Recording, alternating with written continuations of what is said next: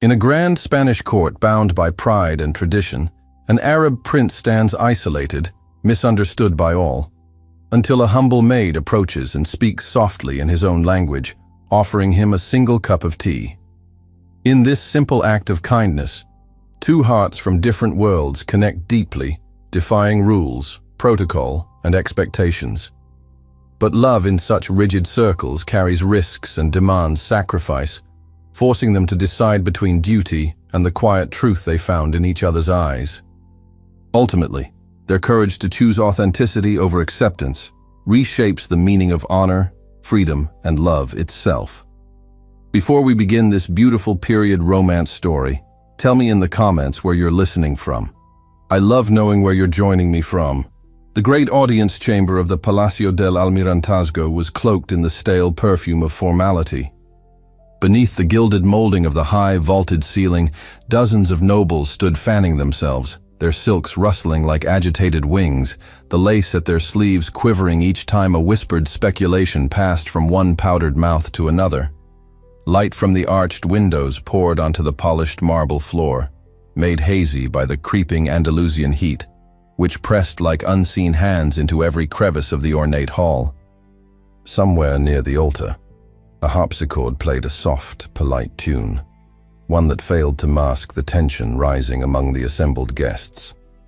Cadiz, as always, performed its politics in full regalia. Spanish flags hung motionless against the walls, the red and gold seeming brighter against the marble columns that framed the dais. Gold-trimmed uniforms gleamed under the chandelier's light. Fans fluttered and closed with tiny snaps, delicate sounds that cut the air like thread snipped from a loom. Ladies with coal dark lashes and powdered shoulders leaned toward their husbands or patrons, murmuring observations behind their scented gloves. Their expressions were equal parts boredom and intrigue. A hush fell, not sudden but growing, one voice quieting another, until only the distant music and the creak of leather boots remained. And then the doors opened. They did not enter as a procession. There was no ceremonial announcement. Instead, the Arabian delegation moved with quiet precision, a line of 6 men in dignified dress, their footsteps muffled against the stone. At the center was a man who did not look to the crowd nor pause at the grandeur around him. He walked as though he had already seen greater halls, already heard more dangerous silences. Prince Amir al-Malik ibn Rashid wore robes of ivory silk, trimmed in gold thread. The fabric caught the light as he passed, his dishdasha pristine, flowing beneath a bisht that draped over his shoulders like moonlight caught in motion. Around his head, a carefully wrapped turban of saffron and white was secured with a single golden pin. He moved like a man trained to diplomacy by the steady erosion of trust, silent, observing, controlled. He took his place on the seat prepared for him at the foot of the dais, slightly lower than the elevated chairs of the Spanish officials. He neither protested nor adjusted his posture. He sat with his back straight, his hands resting in perfect stillness on his knees, and his eyes fixed ahead with a composure that made some uncomfortable. It was not arrogance, it was absence. He had been here before, though not in Cadiz, always a guest, never at home. A flurry of movement followed as the Spanish court returned to its choreography. The king's envoy, an aging nobleman with bristling sideburns and a red sash, stood to deliver the greeting. He spoke in formal Castilian, loud and deliberate. Each sentence was relayed by a translator who stood beside him, an interpreter unfamiliar with Amir's dialect, and less familiar still with the subtleties of protocol. Words like honor, alliance, and hospitality stumbled from the translator's mouth with an awkward rhythm, softened by vague gestures. Prince Amir did not reply. He did not frown.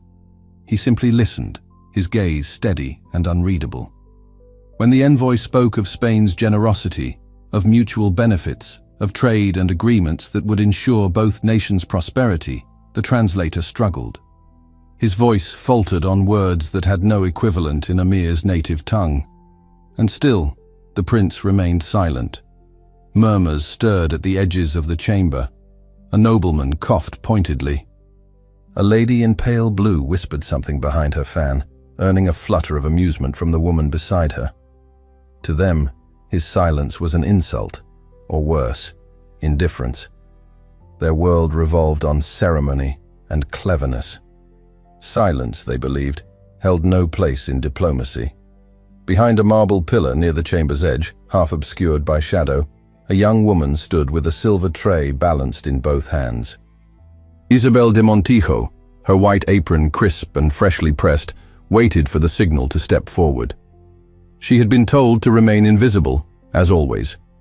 Maids did not speak during formal proceedings. They did not pause. They did not notice. And yet, as her gaze settled on the man seated before the court, something inside her paused and noticed. She had seen pride before. She had seen men wear silence like armor. But this was not that. The prince's face was composed, but not stiff. His expression bore the kind of stillness that comes not from disinterest, but from exhaustion, the sort acquired over years of bearing civility as a shield. His gaze had drifted slightly downward toward the mosaicked floor. His shoulders held tension not of offense, but of endurance. Isabel recognized it. Her mother had worn the same expression in the weeks after her return from Tangier, when grief had sharpened her every silence into something deeper. She shifted her weight, adjusting the tray in her hands. A gentle clink of porcelain chimed as the cups settled. The tea she carried was not a usual offering. Mint leaves, honey, a touch of rosewater. The kitchen steward had ordered it at the last minute, unsure if the gesture would be noticed or even welcomed. A diplomatic token, little more than flavored water in a silver pot. But Isabel knew differently. Her mother had taught her how to make it. And more than that, she had taught her what it meant. She looked again at the prince, her breath catching. He had not moved since the envoy began his monologue, though now his fingers tapped once, slowly, against his knee. The first visible gesture. Not frustration, not impatience. Just a quiet shift. She stepped forward. The sound of her footsteps echoed, delicate but distinct. Dozens of eyes turned toward her, drawn first by the movement, then the defiance of protocol. She passed between the columns, through a pool of light cast by the tall windows. Her head was bowed, her pace measured, but the tray in her hands remained steady. By the time she reached the dais, the translator had stopped speaking. The envoy had paused, uncertain whether to continue. Isabel did not glance at him. Her eyes were on the prince. She stopped beside him, the silver tray held out with both hands. Slowly, with practiced grace, she lowered it toward him. The porcelain cup sat at its center, steam curling faintly in the heavy air, and then softly, her voice broke the silence. "May this bring peace to your heart," she said. In Arabic, her accent clear, her tone low and respectful. A gasp escaped someone behind her. A fan dropped. In the space of a breath, the entire chamber seemed to halt. Prince Amir's head turned. His gaze rose, unhurried and focused, until his eyes met hers. The silence in the chamber was no longer one of politeness, but of rupture. A single sentence, gently spoken, had torn through centuries of tradition like a thin veil. Isabel's voice still seemed to echo in the grand vaults of the ceiling, and though the sound had long since faded, its effect remained suspended in the thick, perfumed air. No one moved. From the front rows to the distant shadows of the hall, every gaze fixed on the same point, on the maid standing before a prince, offering him a cup not as a servant, but as an equal. No protocol had prepared them for this. No rule had been written for kindness spoken in an unfamiliar tongue. The nobles' faces shifted in a tide of confusion, amusement, offense. A few ladies covered their mouths, uncertain whether they were supposed to laugh or gasp. A rustle of silk and feathers passed like wind through wheat, but the prince did not blink. He looked at Isabel for a long moment, his expression still unreadable, serene, yet somehow transformed. Then, With the gravity of a man honoring something far older than court etiquette, he stood. It was not abrupt. He rose as if moved by a quiet force, the flowing folds of his robe falling into place as though shaped by water.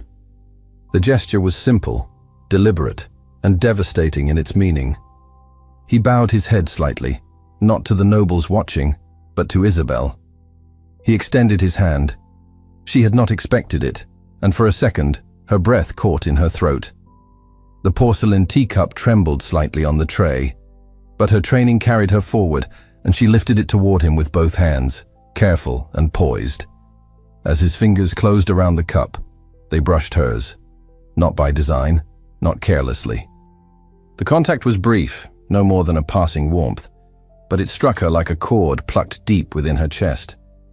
Her hand remained steady, but her heartbeat did not. The prince brought the cup to his lips and paused, as if acknowledging the moment in silence before taking a sip. Then he spoke. A single phrase in Arabic. His voice was low, musical, but firm. Isabel heard it clearly, and for a breathless instant, she forgot how to stand. He had said, "You see me." The words landed not just in her ears, but somewhere deeper, somewhere raw. It wasn't a phrase used in diplomacy or courtesies. It was something a man said in private. Something sacred. She didn't reply. She couldn't. The realization swept over her like a sudden tide, leaving her adrift in the shallows of her own thoughts. What had she done? What had she touched in him? The translator, standing to one side, opened his mouth, then closed it again. He looked helplessly toward the Spanish officials, unable to render a translation he didn't understand. The weight of the moment passed over him entirely. At the front of the room, Count Sebastián de los Ríos stood with measured stillness, though the knuckles gripping his ceremonial staff had whitened.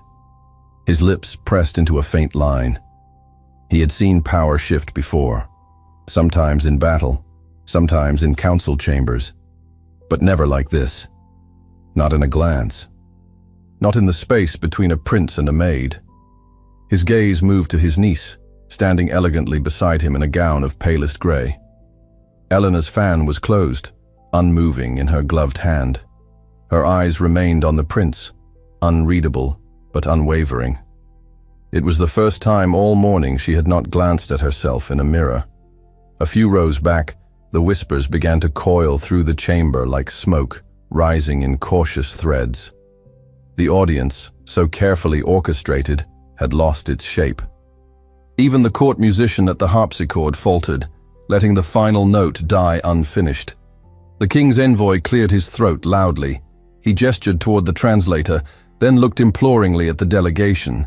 It was an attempt to return to form, to retrieve something of the ceremony that had just unraveled. But Prince Emir did not sit. Instead, he turned again to Isabel. This time, his voice was gentler, quieter, not meant for the room. Another phrase in Arabic, spoken with the faintest touch of something unguarded. Isabel understood the words, but not yet their meaning. Not truly. Her breath trembled. She lowered her eyes. Then, with the practiced grace of someone trained to vanish, she turned and stepped backward. She did not run. She did not falter. The tray remained steady in her hands as she walked toward the servants' alcove, every inch of her spine straight, every step a performance of composure. But her heart was no longer composed.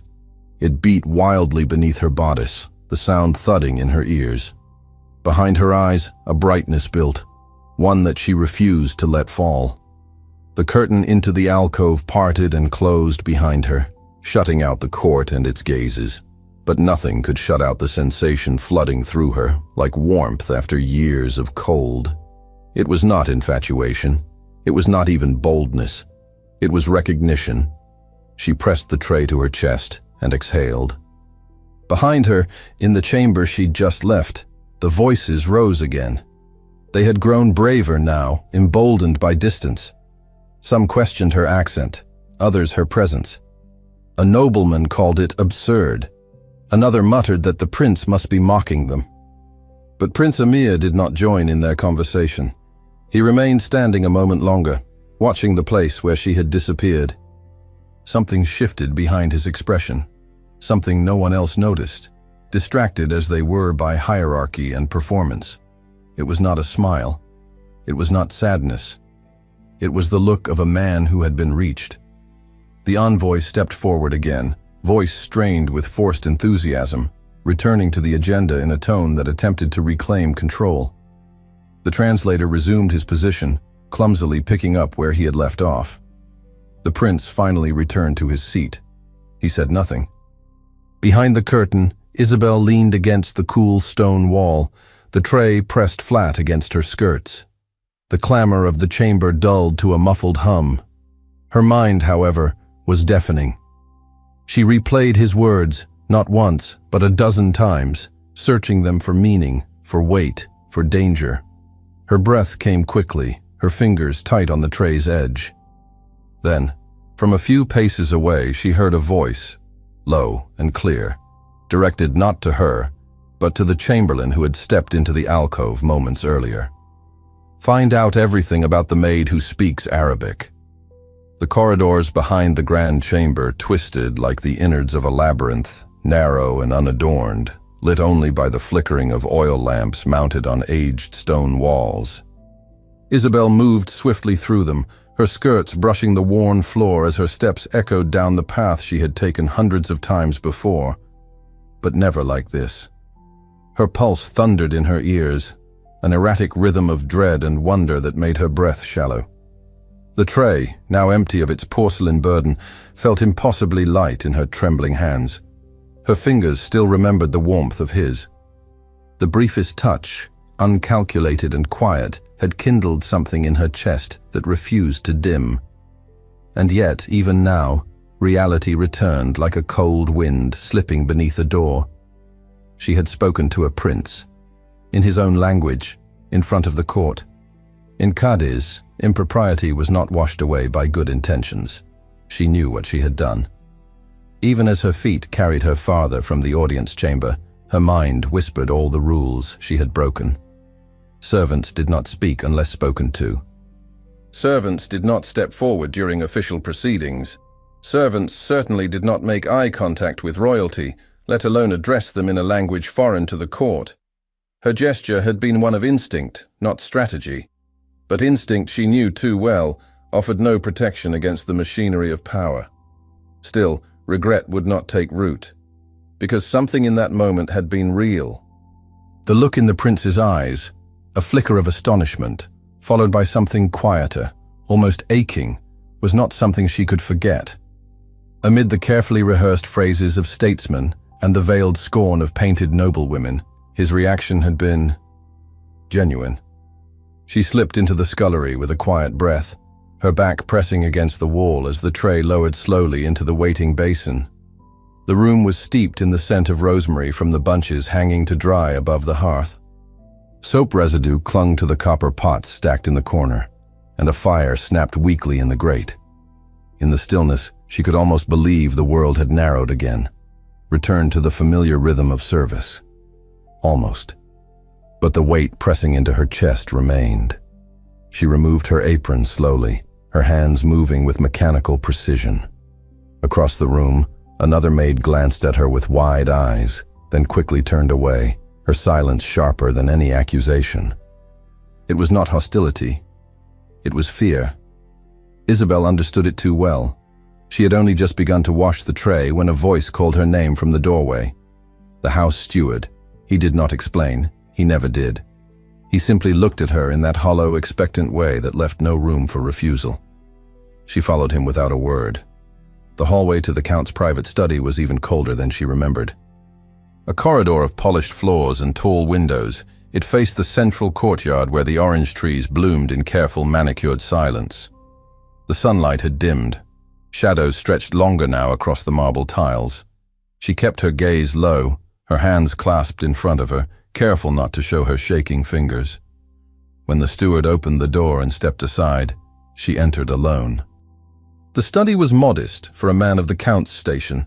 No excessive decoration, just rows of orderly volumes, a writing desk of dark oak, and a single high-backed chair turned toward the hearth. He stood beside it, gloved hands resting lightly on the edge of the mantel. Count Sebastián de los Ríos did not look at her right away. She remained near the door, her posture straight, her chin lifted only as far as was proper. Her eyes, however, never rose above the height of his cravat. When he finally turned, his expression was mild, courteous. But there was something in his gaze, a glint that never softened, not even when his mouth curved into the faintest echo of a smile. "I understand," he said, "that you've been educated in Arabic." She offered a small nod. "Yes, Your Grace." He crossed to his desk and opened a drawer, retrieving a small parchment. His tone remained even, conversational. "Tell me, where did you learn?" "Not many maids in this household are fluent in a foreign tongue." "My mother taught me, sir," she answered carefully. "She was born in Cadiz, but spent her early years in Tangier. Her family traded in dyes." "And your father?" "He died when I was very young." The Count studied her, fingers laced together, expression unreadable. "So your mother raised you in two tongues?" "Yes, Your Grace." "How fortunate." The words came soft, but their edge was unmistakable. He leaned back slightly, his weight shifting as though considering her from a greater distance. "And yet," he continued, "in this household, you never mentioned it, never offered it as a skill. Why is that?" Isabel met the question with the only answer she could afford. "There was no reason to, sir. It did not seem necessary." The Count's silence stretched between them. Then, without raising his voice, he began again. "This delegation," he said, pacing a slow arc behind his chair, "has come to us under delicate terms. The Sultanate has agreed to this audience on trust. Trust that we will present ourselves with civility and decorum. Trust that we understand what is at stake." He stopped and looked at her. "Do you?" She kept her voice level. "I believe so, Your Grace." He inclined his head slightly. "Good. Then you'll understand why I say this to you not in anger, but with concern." He stepped closer, his gaze no longer polite, but piercing. "Your actions today were noticed, not just by me, not just by the court, by him."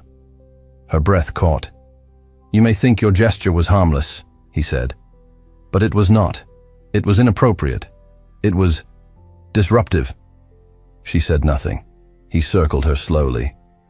"You've brought attention to yourself, attention you will not enjoy. I advise you, Miss de Montijo, to remain silent, to remain invisible, to remember your place, before someone else reminds you more harshly." She felt the cold press of fear at her spine. Then, his voice softened again, as if nothing had passed between them. "You're dismissed." She left with her hands cold, and her spine aching from the effort of holding herself still. The scullery was nearly empty when she returned. The fire had died low, casting a faint orange glow against the copper pans and darkened brick. She found a bucket of water waiting near the hearth, still warm, and knelt beside it. The copper pot before her was already scoured clean, but she scrubbed it anyway, her hands red and raw with effort. The light changed. She glanced up. An older man had entered, quiet as dusk, his movements slow but sure. His robes were simple compared to the grandeur of court dress, but his bearing carried unmistakable dignity. One of the Arabian delegates. His face was weathered, his eyes kind. He did not speak. He set something on the work table beside her, a folded parchment, sealed with a mark she did not recognize, and then he left, just as silently. She waited until the footsteps faded, then reached for the letter, with hands that trembled despite herself. Her chamber upstairs was narrow, tucked beneath the roof beams, shared with two other maids who were not there now. She closed the door softly and sat on the edge of her cot, lifting the seal with careful fingers. Inside was a short message, written in Arabic. "Your voice reached me when no one else did. A single sprig of dried desert thyme was folded within."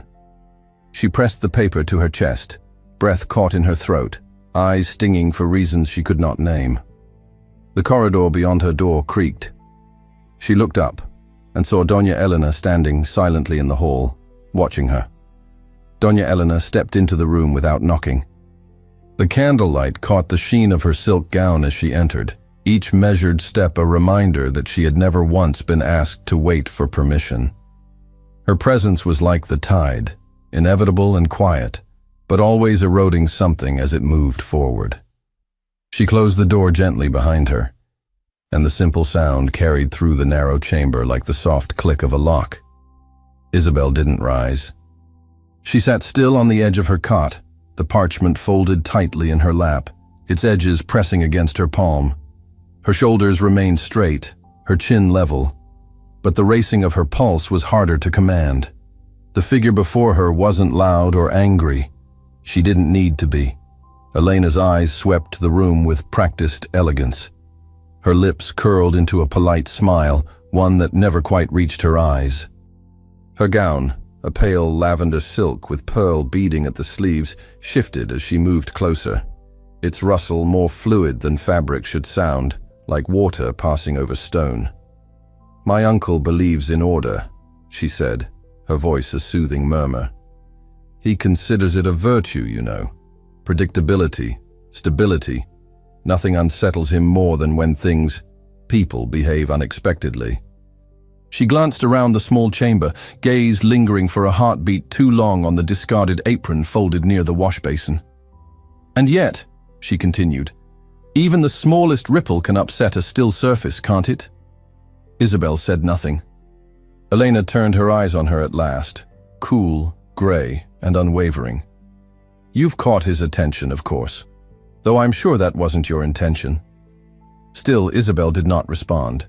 She held the silence between them like a shield. Elena moved a step closer, graceful even in the confines of the narrow space. Her voice softened further, dipping into the cadence of a confidant. "The prince is rather compelling, isn't he?" she said. "So composed, so enigmatic. I imagine it must be difficult not to be intrigued by someone so different, especially when one's life offers so little variety." The smile remained in place, but the words sliced cleanly. "Such beautiful Arabic, by the way," she added lightly. "I hadn't expected it from you. I suppose we all carry small surprises." Elena paused, studying Isabel's face. "You should be careful, though. Courtesies can be misunderstood. Kindness, mistaken for something else entirely." Still no reply. She stepped forward again, too close now. Her perfume, something soft and powdered, curled faintly in the air between them. "Men like him," Elena murmured, "are trained to be gracious, to give attention where it is politically useful." "It's admirable, really, how convincing they can be." Her voice was still velvet soft. "But I would be sorry to see you hurt, truly." At last, Isabel spoke. "What do you want from me?" Elena tilted her head slightly. "Only your understanding. I don't wish to see you dismissed. I don't wish for whispers to reach places they shouldn't. You've worked hard, haven't you? It would be a shame for all of that to unravel." Over a moment. The threat, buried beneath grace, landed with precision. "I only came to remind you," Elena said, stepping back now, smoothing the fabric of her sleeve, "that in this household, visibility is not always a gift." Her eyes dropped briefly to the floor, then returned to Isabel's with deliberate calm. "Be careful what you let grow," she said gently, in the space between words. She turned toward the door, reaching for the handle. "You seem like a thoughtful girl. I'm sure you'll reflect on what's best." And then she left. The door closed softly again, sealing the silence behind her.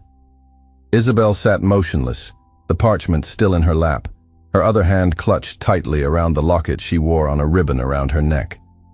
The metal was warm from the press of her skin. Inside, hidden beneath the protective curve of its cover, the sprig of time remained, crushed slightly now, but intact. The moment pressed on her from all sides. Elena had not raised her voice, had not issued commands. She hadn't needed to. Her words had dripped like ink into clear water, darkening everything they touched.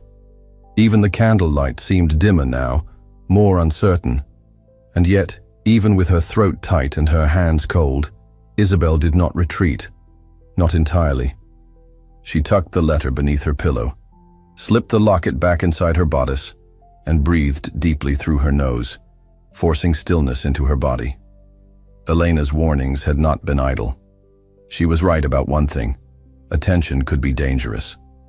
But something else had shifted in the room earlier, something Isabel couldn't ignore.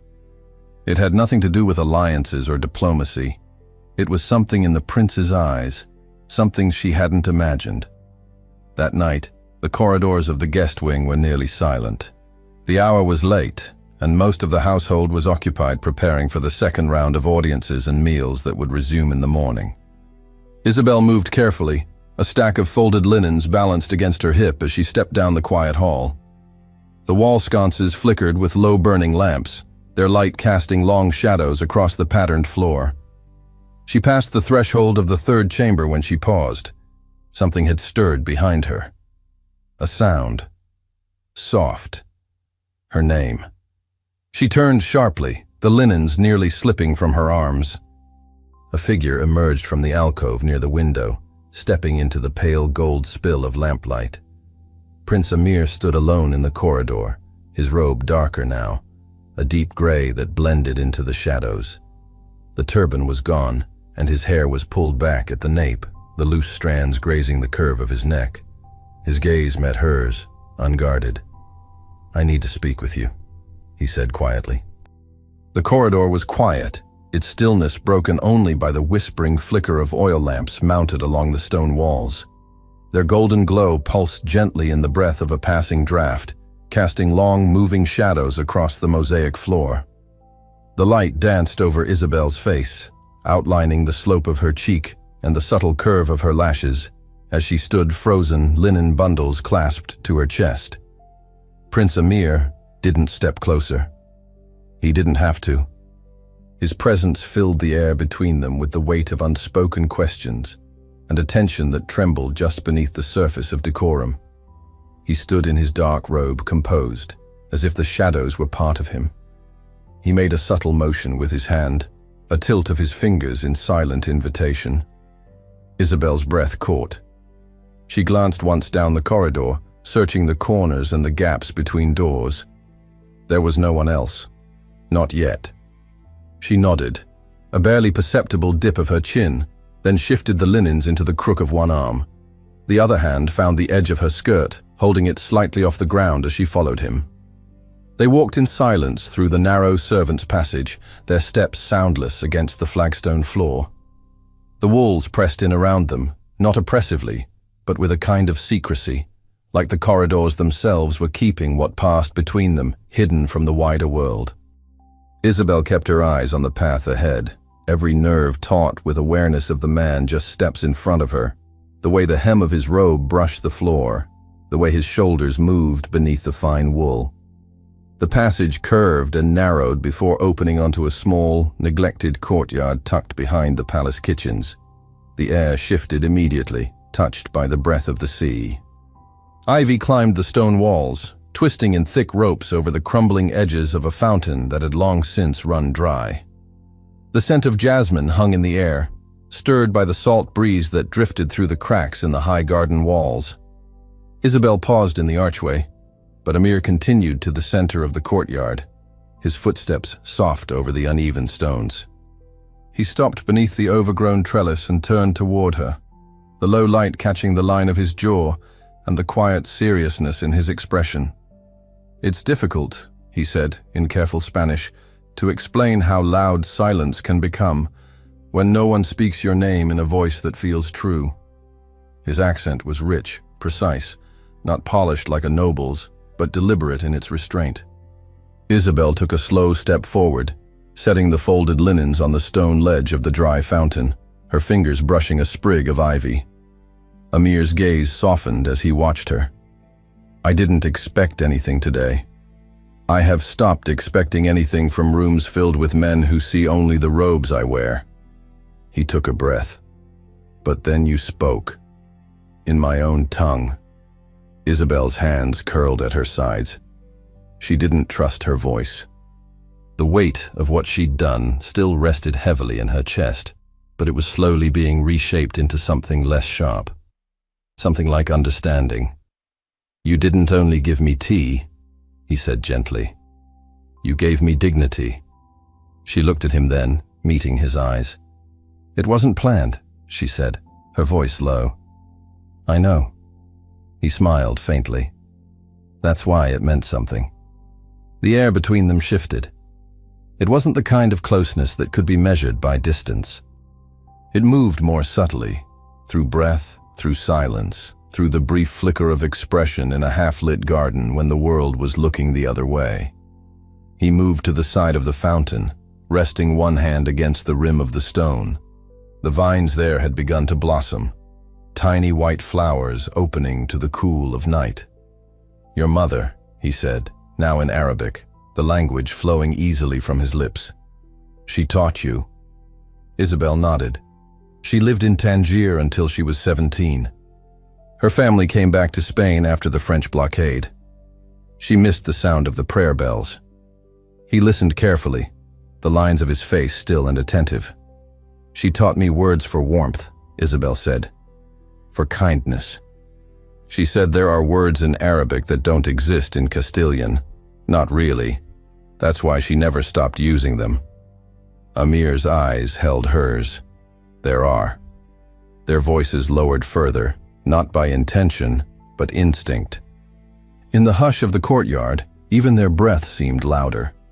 He asked about her time in Morocco, how old she had been, whether she remembered the food, the festivals, the sea air. She told him what she could. Flashes of memory, colors, the call to prayer that had startled her awake in the early mornings and then soothed her back to sleep. They spoke of things not found in books, of small, ordinary details that revealed more than titles or treaties ever could. He told her that his favorite place in Muscat was a small garden between the harbor walls, where the breeze carried the scent of the sea and the earth at once. She told him that her mother used to sing when she cooked, always in Arabic, but only when she thought no one was listening. With each exchanged word, the space between them thinned. She no longer felt her own edges so distinctly. The fear had not left, but it had become quiet, replaced by something deeper, slower. A sound broke the stillness. A door creaked, somewhere nearby, heavy wood against stone. They both froze. From the upper gallery, a voice called out, male, sharp, authoritative. Amir stepped back at once, his face tightening.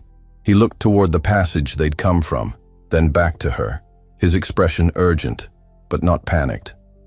I must return, he said. They'll come looking. Isabel nodded, her heart suddenly loud again in her chest. He reached into the inner pocket of his robe and drew out something small, his fingers closing around it briefly before extending his hand toward hers. She opened her palm without hesitation. Into it, he placed a tiny carved bead, mother of pearl, smoothed by time, the surface warm from the press of his skin. I want to see you again, he said, not as a question, but as a truth laid bare between them. She curled her fingers around the bead, her chest tight, every part of her drawn taut with the weight of the moment. He stepped into the shadowed archway, pausing only once more to look at her, something unspoken flickering in his eyes. And then he vanished into the corridor. Isabel stood still, the cool night air threading through the ivy and across her skin. She tucked the bead carefully into the pocket of her apron, her fingers lingering a moment on its shape. Then she turned and saw the head steward standing at the edge of the courtyard, watching her with folded arms. The head steward said nothing at first. He stood at the edge of the courtyard as though carved from the same stone that lined its crumbling walls, arms folded, his gaze heavy with judgment. Isabel straightened instinctively, though the carved bead in her apron felt like a glowing coal against her skin. There was no need to speak. His silence was a verdict. He gave her a slight nod, one that did not invite questions, and turned. She followed. The walk back through the servants' passageways felt longer this time, more exposed. She kept her hands folded before her, head bowed just enough to avoid drawing attention from anyone who might pass. They didn't go toward the kitchens or the maid's wing, but veered instead toward the southern edge of the palace grounds, a quieter corridor seldom used except by those whose tasks fell outside the daily rhythms of polite court life. The office door stood slightly ajar. The steward pushed it open and gestured for her to step inside. The room was small, windowless, with walls of pale stone and a single wooden desk. A narrow chair sat across from it, empty. No fire had been lit, and the chill in the air bit through the fabric of Isabel's sleeves. The door closed behind her with a quiet finality, and the steward crossed to stand on the other side of the desk.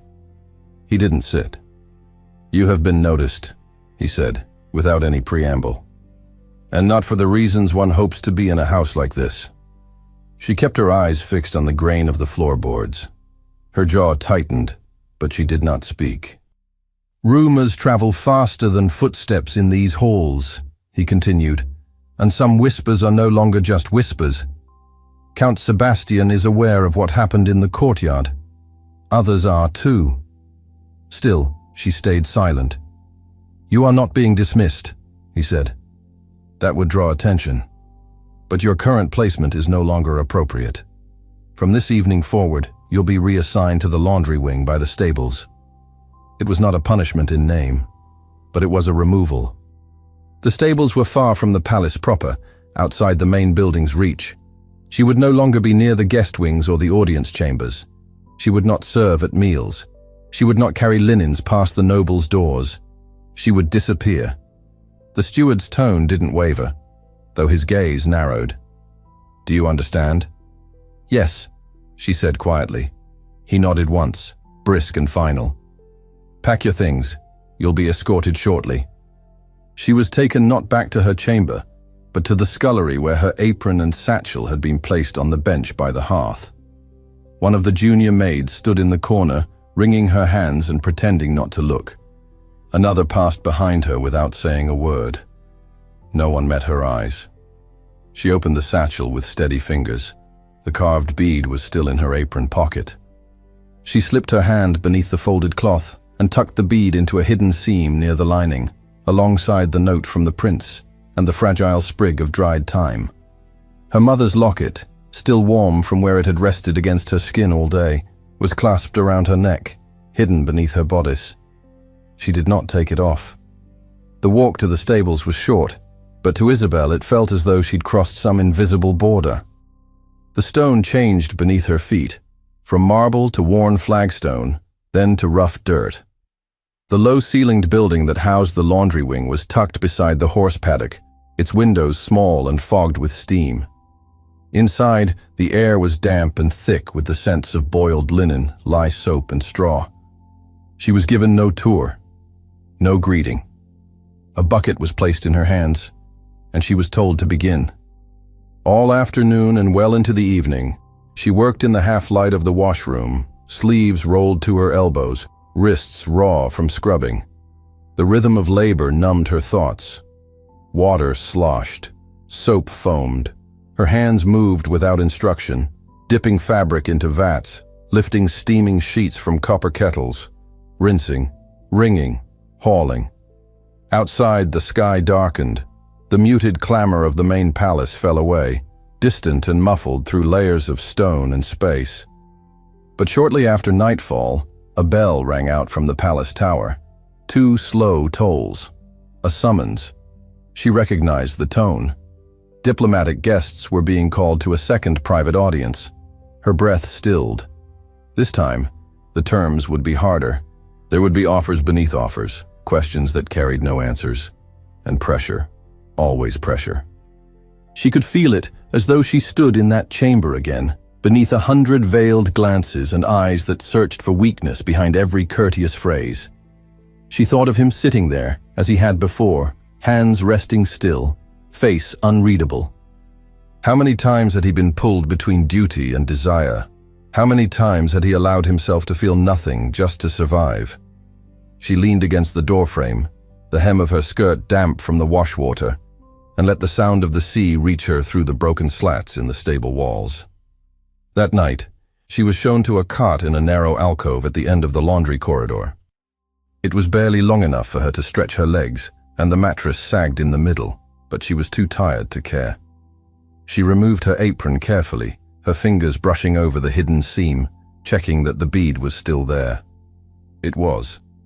She curled onto her side and pressed her hand to her chest, palm over the fabric, feeling its shape against her ribs like a talisman.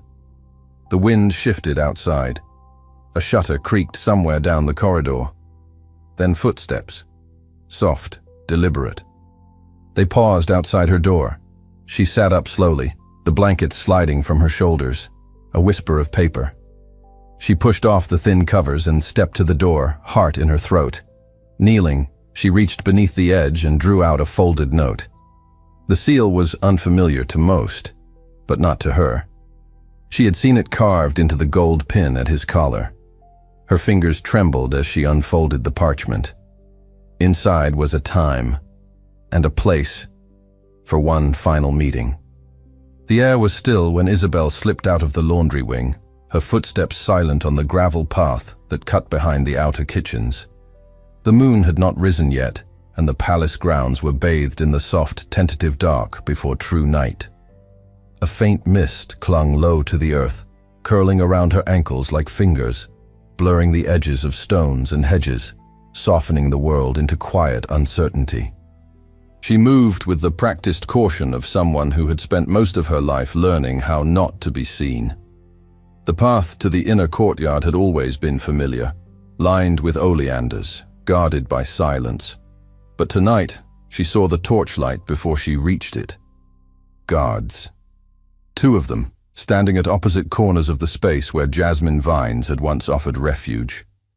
Their halberds glinted faintly in the lamplight, and the low murmur of their conversation drifted on the wind. She halted before stepping into view, her breath caught.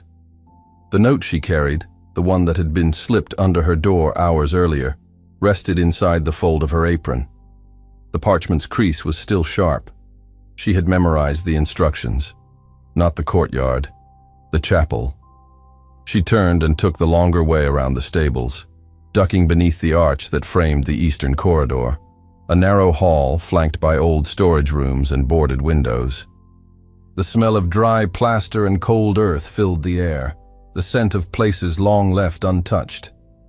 The stones beneath her feet had warped slightly with time, and the passage dipped with each step. The corridor ended at a low wooden door, half sunken, almost hidden behind a crumbling trellis. It groaned when she pushed it open, but the sound was swallowed quickly by the dense hush that lived beyond it. The chapel was darker than she remembered. The walls still bore the soot of the fire that had ravaged the altar decades ago, black streaks climbing like vines toward the vaulted ceiling. A faint scent of burnt timber lingered, layered beneath dust and old incense. Candles had been lit, 3 of them, set carefully along the steps that once led to the altar. Their flames flickered in the draft, casting shadows that danced across broken stone and scorched wood. He stood just beyond them. Prince Amir, cloaked in shadow, yet unmistakable. His robe tonight was a deep blue, lined in black, the sleeves fitted close to his wrists. The faint glint of embroidery caught the candlelight, and beneath the hem, his slippers moved soundlessly across the stone. His turban was absent. His hair, loose and dark, curled slightly at the edges, brushing his jaw. When he looked up, his face was grave, but his eyes, even in the dim, still held the quiet warmth she remembered. He didn't speak at first. He waited as she stepped inside, waited as the door closed behind her, and the outside world fell away like a dream. She approached slowly, the hem of her apron brushing her ankles, her hands cold despite the heavy air. "Thank you for coming," he said, his voice low. "I said I would," she replied. He nodded, but there was a weight in the air between them, heavier than before. Something unsaid, waiting. "I need you to know the truth," he said at last, his tone careful. "You deserve that." She remained still, listening. He glanced toward the ruined altar, then back at her. "My purpose here is not only diplomatic, it's ceremonial. My father, the Sultan, sent me with his full authority to negotiate, not only trade, an alliance, a permanent tie." Her heart sank, even before he spoke the next words. "The expectation is that I accept a match. A noble woman, likely someone chosen to secure favor with the Spanish crown." "Elena," Isabel said quietly. "Yes." The name hung in the air like smoke. He stepped closer, not enough to touch her, but enough that she could feel the press of his presence again. "If I refuse, it will be seen as an insult, not just to this court, but to my own. My father has placed his trust in me to choose wisely." Her breath trembled. "And if you don't, there will be consequences," he said simply. "For me, for the delegation, perhaps even for future relations between our nations." Silence settled again, this time heavier. She looked down, the candlelight catching the curve of her cheek. "But I cannot agree to it," he said, and the quiet in his voice held something almost fierce beneath it. "Not because I resent the woman, or the duty, but because something changed. The moment you spoke to me, in Arabic, without fear, without design, you saw me, not the prince, not the diplomat, just me." Her eyes lifted to his. "That has not happened in years," he said. "Perhaps not ever." He reached into the folds of his robe, drawing out another slip of parchment, this one smaller than the last, already creased. "I leave in 2 days, but tomorrow morning, my attendants will bring me to the eastern dock at dawn. A small vessel will carry me to the trade ship anchored in the bay. From there, we return home." He extended the parchment to her. "If you come," he said, "I will take you with me. There will be questions, objections, but I will answer them. I will protect you." Her hand closed around the paper, its edge sharp against her skin. "This isn't a request made lightly," he continued. "It's a risk, for both of us. But I won't lie to you. I would rather live in defiance of duty than build a future on a lie." She looked down at the folded note in her palm. Her thoughts raced, through all the warnings, all the rules, all the years she had spent being careful, being quiet, being unseen. Her life had been measured in caution, and yet this moment was unlike any she had known. To be chosen, not for service, not for obligation, but because someone had seen her and did not turn away. She looked up. "I'll come," she said. He didn't reach for her, didn't press the decision with touch or plea, but his breath seemed to release then, a quiet exhale of something held tightly for too long. She moved to leave, knowing any hesitation would raise suspicion if she were seen. The parchment tucked into her apron beside the hidden bead, her pulse loud in her ears. She turned, stepping through the quiet chapel, each footfall louder now in the silence. The door opened without sound, and she stepped into the darkness beyond. She didn't see the figure crouched behind the ruined altar, cloaked in shadow, eyes watching. The same page who reported directly to Count Sebastian. The sea mist lay thick over the harbor, softening the outlines of ships and crates into blurred silhouettes. Dawn stretched slowly across the docks, casting a dull silver sheen over the water, the kind that dulled color and magnified sound. Wooden planks creaked beneath the shuffle of boots and barefooted fishermen, while the clatter of hooks and the rustle of nets formed a rhythm older than the city itself. Gull cries echoed across the sky, and the sharp tang of salt air clung to everything. Isabel moved like someone born of fog and silence. Cloaked in a plain shawl of dull brown wool, her dress a faded shade of gray, she passed through the bustle unnoticed. Her hair was pinned tightly beneath a scarf, her face lowered in a posture so practiced it felt like breathing. She clutched the edges of the shawl to her chest, concealing a small cloth bundle. Her satchel, light with necessity. A change of garments, the carved bead, the folded note. The time marked on the parchment had nearly arrived. She stood beside a stone column near the mooring post, half shielded by the rising steam from a nearby fish cart. Her breath came quick, visible in the morning chill, her fingers tightening on the folds of fabric with each passing second. She scanned the path from the south, the one Amir said he would take. Every creak of wheels, every bark from a merchant twisted her nerves tighter. She had never been this close to freedom, nor this afraid of it. Then came the sound of hooves. Not many, just one. She turned, breath halting. A single rider approached from the southern path, the horse moving at a steady, deliberate pace. Behind him, two men on foot, dressed not in robes, but in tailored Spanish coats trimmed in the colors of the court. It was not Amir.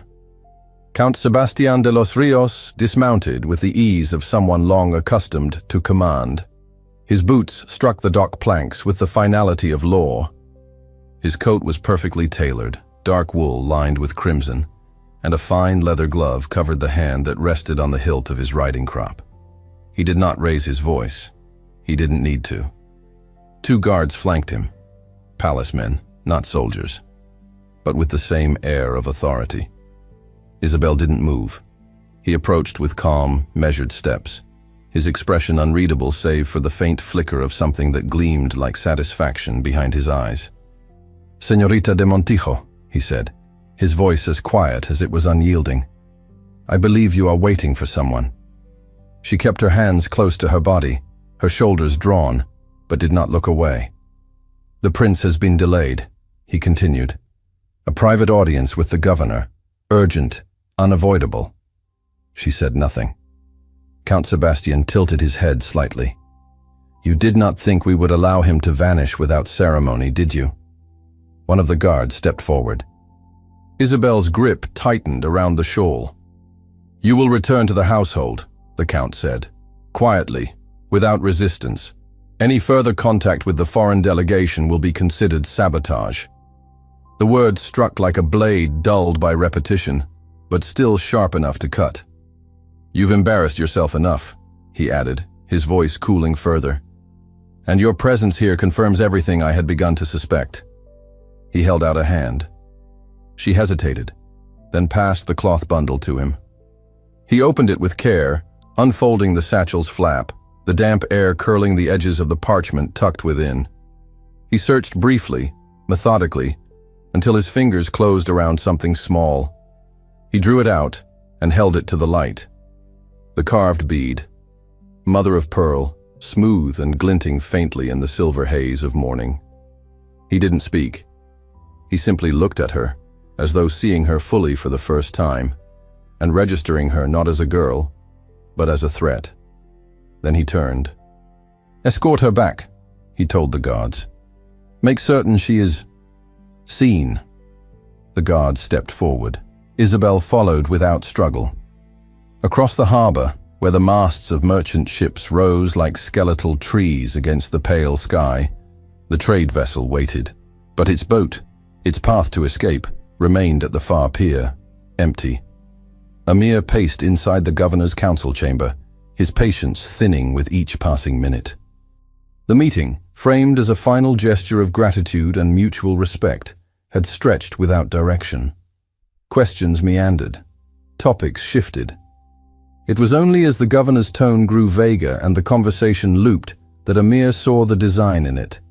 He had been detained. The realization bloomed cold beneath his skin.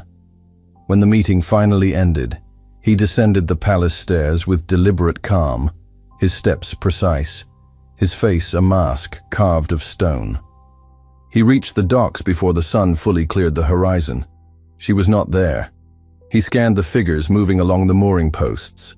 Fishmongers, sailors, dockhands, no shawl of faded brown, no steady green eyes. Then, from the side, a voice called out, casual, unknowing. "She was here earlier," said a boy of no more than 12, perched on a crate. "Girl in gray, stood near the post. They came for her, took her back to the big house." Amir's chest constricted.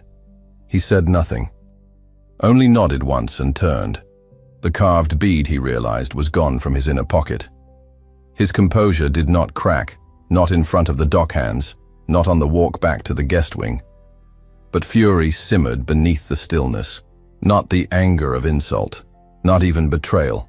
It was the fury of obstruction, of being maneuvered like a pawn in a game where the rules shifted without honor. He returned to his chambers, changed into formal court attire, and sent word that he would attend the evening's diplomatic dinner as expected. That night, the palace ballroom was a lantern of sound and color. Chandeliers blazed overhead, throwing golden light across the polished floors. Violins played from the raised gallery, their music weaving through the clinking of glasses and the lilting laughter of nobles dressed in silks and brocade. Amir entered alone. His robes were darker than usual, lined in silver, his bearing severe. He greeted the hosts with measured civility, his gaze impassive. Doña Elena stood near the center of the room, radiant in a pale gown of embroidered satin, her hair adorned with pearls. She turned to him with the practiced smile of a woman who had waited for this moment. But he barely acknowledged her. His eyes had already moved, searching, scanning the edges of the room. And then he saw her. Near the far wall, nearly hidden behind the crowd, Isabel moved with a tray in her hands. Her dress was plain and clean, the white apron tied carefully at the back. Her shoulders were straight, but her face was pale, her fingers stiff around the silver handles of the tray. She had not expected to be here. She had not expected to see him, but she did. Their eyes met. And across the ballroom, Doña Elena, standing at her uncle's side, turned just in time to witness it. The days that followed unfurled like silk drawn slowly across a blade, smooth on the surface, but perilously sharp beneath. From the outside, little had changed. Isabel returned to her duties in silence, rising before the sun, washing linens, and moving through the great halls with a quiet grace that drew no praise and invited no questions. Yet every task, every footstep, was carried out under the watchful eye of the steward. He made no accusations, offered no words, but his presence lingered around corners, in doorways, and behind closed doors. Even the younger maids stepped cautiously around her now, their smiles hesitant, their voices lowered.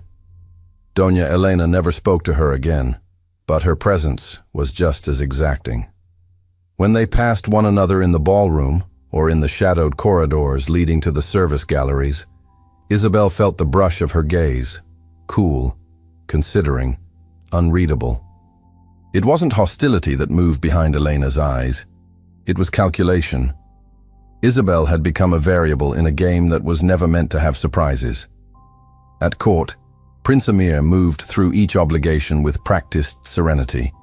He attended the dinners, offered polite responses in flawless Castilian, and endured the speeches and shallow inquiries that accompanied each formal exchange. To those who watched him, he appeared calm, diplomatic, even gracious. But beneath the ceremonial silks and carefully composed expressions, something quieter burned. Not defiance, not rage, but resolve. Measured, deliberate, and no longer willing to yield. One morning, just before dawn, he summoned the elder advisor who had served his family since before he was born. The man arrived in the private antechamber with slow steps and the scent of clove oil in the folds of his robe. His face was lined by years spent in negotiation, his silence full of the weight of listening. Amir spoke plainly, without ceremony. He told him the truth, that the alliance, though politically advantageous, had become unbearable. That the courtship expected of him was not merely a duty, it was a denial of something real, of someone real. He confessed that there had been a moment, brief but unmistakable, when he had glimpsed the life he wanted, not the one shaped for him. The advisor said nothing for a long time. He simply sat, hands folded, eyes steady, as Amir outlined the alternative. A trade compact without the matrimonial bond, an agreement grounded in mutual interest and respect, not pretense. It would save the alliance, preserve peace, and allow him to return with dignity intact. But it would also demand a narrative, one that left the Spanish court with its pride and his own family with no reason to question his motives. Only when Emir had finished did the advisor speak, and with that rare, quiet nod, he granted his blessing. By midday, the plan was set in motion. An official letter was delivered to the Spanish Chamberlain requesting the prince's early return home, citing the aggravation of a long-standing illness, a condition worsened by travel and the strain of diplomacy. It was a subtle fiction, one too polite to be contested openly. The Spanish officials expressed their regrets, though the hint of relief flickered in their responses. A smooth conclusion served everyone best. Preparations began for his departure. 48 hours. Enough time to stage a graceful exit, to finalize terms of the trade agreement, and to disappear without scandal. But there was one task left. That evening, Emir sat at the writing desk in his chamber and took up a fresh sheet of parchment. He dipped the quill in ink and addressed the letter not to Isabel, as he longed to, but to the man who had orchestrated the game, Count Sebastián de los Ríos. He wrote slowly, deliberately, no flourish, no venom. He did not threaten. He did not plead. Instead, he described what had become evident, how civility, when weaponized, could wound more deeply than cruelty. He wrote of women used as leverage, and servants treated as shadows until they dared speak. He wrote of decorum bent into a leash, and loyalty used as armor for cowardice. He did not mention Isabel's name. He did not need to. At the end, he wrote, "No alliance built on coercion will endure, and no peace is worth keeping if it demands the erasure of another soul." He sealed the letter with the emblem of the Sultanate, stamped in wax and carried by one of his attendants directly into the Count's study. That night, the palace glowed with torches set along the garden paths. Most of the guests had retired to their quarters, the courtiers weary from another evening of politeness masquerading as diplomacy. The fountain still ran, and the sea air crept in through the cypress trees. Emir walked alone near the reflecting pool behind the southern wing, the sound of his steps muffled by the manicured grass and the low rustle of water. The moon was high, broken only by the sharp silhouette of the palace towers against the sky. The pool shimmered beneath it, still and black as obsidian. Then he saw her. Isabel stepped from the shadows of the hedge path, her cloak drawn tight around her shoulders. Her hair was loose tonight, falling in soft waves down her back, and her face was pale in the moonlight but calm. He said nothing. Neither did she. There was no need. She reached his side, her hand slipping into his without hesitation, and for a long moment they stood that way. Two figures in silence, in the only kind of truth left to them. Then she leaned her head gently against his shoulder, and he rested his hand over hers. The sky over Cadiz blushed faintly with the first stroke of sunrise, the pale edge of the sun cresting over the Atlantic like the hem of a golden cloak. The bay shimmered with the soft movement of the tide, its surface turning from pewter to rose with each passing moment. In the harbor, anchored just beyond the reach of the outer piers, the Sultanate's ship stood ready, its sails trimmed in gold and white, catching the morning light with the slow, proud lift of ceremony. On the marble promenade that stretched the length of the harbor's edge, the Spanish court had gathered in their finest. The scene was quiet, almost reverent, the hum of polite conversation muffled beneath the weight of formality. Cloaks rustled in the breeze, gloves were adjusted, faces maintained composure. The final audience, they called it. A farewell meant to honor the prince's departure and to affirm goodwill between nations. Count Sebastián de los Ríos stood apart from the others, his hands clasped neatly behind his back. His expression was unreadable, tight-lipped, but his posture betrayed no loss. Whatever unraveled behind closed doors had not pierced his public mask. The absence of a formal engagement had been explained away with careful diplomacy. The alliance, they said, would continue in trade. That was enough, for now. Beside him stood Doña Elena, still and polished in a dove-gray traveling coat embroidered at the cuffs. Her beauty, always precise, was untouched by fatigue, but her gaze remained distant, fixed somewhere beyond the horizon. When Prince Amir approached, she offered a composed smile. Cool, indifferent. The gesture of a woman who had accepted the shape of disappointment without letting it crease her pride. There were no questions. No one asked about the missing betrothal. No one dared. The departure had been framed with elegance, a necessary withdrawal due to health, a gracious delay of formalities, a postponement rather than a refusal. And so, with all the right words in place, the court watched with polite detachment. Prince Amir moved with quiet purpose, his robe of deep indigo catching the early light as he stepped onto the promenade. His attendants followed behind in formal procession, robes crisp, heads bowed, their movements solemn and restrained. At first glance, all seemed as it should be. But then, at his side, beneath the sweeping fold of a deep blue traveling cloak, walked a woman. She moved without drawing attention to herself, her head lowered, the hood of her cloak concealing most of her face. Her hands were tucked into the folds of the garment, her pace measured to match the prince's, neither hurried nor hesitant. To most, she was just another figure among many, unnoticed in the shuffle of morning departure. But to those who looked more closely, something shifted. She was not one of the delegation. She was not a noblewoman of the court. And yet she did not trail behind the others, nor was she ushered to the side. She walked beside him, not as a servant, not as an afterthought, at equal stride.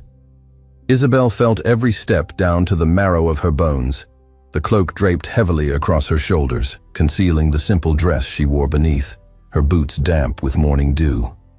Her fingers tightened around the satchel she carried, the contents light but meaningful. The carved bead remained tucked into the small linen pouch inside, a silent weight over her heart. She did not lift her gaze. She didn't need to. Each step was a defiance spoken without a word. As they reached the end of the promenade, where the stone path met the boarding ramp that led to the waiting vessel, Amir paused. His gaze passed over the gathering, over nobles and officials, over those who had tried to corner him with duty and expectation. He bowed once, slight and formal, his silence more dignified than any speech. There were no cheers, no send-off of pomp and grandeur, just the quiet acknowledgement of a guest departing under honorable pretense. And still, no one asked. No one pointed to the figure beside him. No one dared interrupt what none of them fully understood. The boarding ramp creaked underfoot as they crossed it, and the soft sway of the vessel met Isabel with a subtle shift beneath her boots. A sailor stood at the ready, bowing his head as the prince passed. Isabel followed, her heart thudding not with fear, but with the unfamiliar weight of decision.